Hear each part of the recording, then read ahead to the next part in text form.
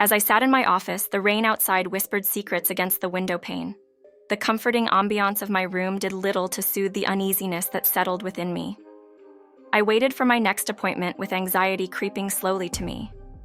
Why do I keep pushing myself to see these kinds of patients that left me feeling drained or burdened? A soft knock echoed through the room and I called out, "Come in!" The door creaked open, revealing two figures standing in the doorway. They were identical twins, their presence casting a sudden chill over me and somewhat gloomy. In the room, their eyes, bold and dark.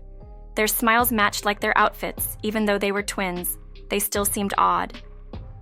"Good evening, Dr. Lark," they chimed in unison, their voices as smooth as silk yet tinged with an unsettling undertone. "Good evening," I replied, trying to mask the unease that gnawed at me. "Please have a seat." They moved with an unsettling synchronicity, gliding across the room like phantoms. As they settled into the chairs opposite me, I couldn't shake the feeling that something was deeply faulty about them. "So how can I help you today?" I asked, forcing a smile. "We've been having dreams," one of them began, her voice trailing off into an unsettling whisper. "Dreams?" I prompted, my curiosity piqued despite the chill that settled in my bones. "Yes," the other twin spoke up, her voice mirroring her sister's in an uncanny echo. "But they're not like any dreams we've ever had before. They feel real."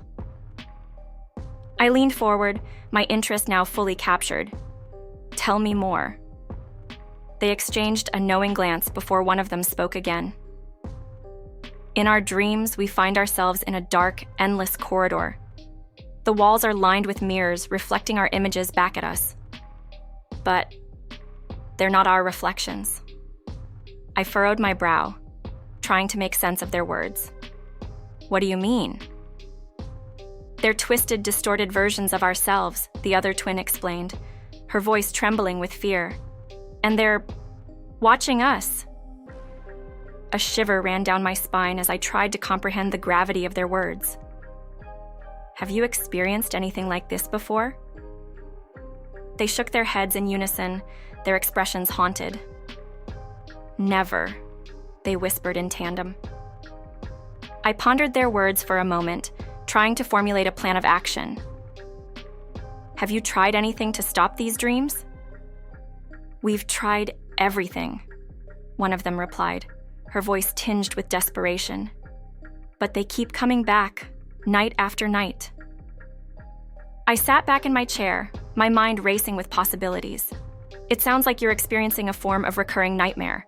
We can work together to uncover the root cause and find a solution." The twins' words echoed in my mind, their fear palpable in the air around us.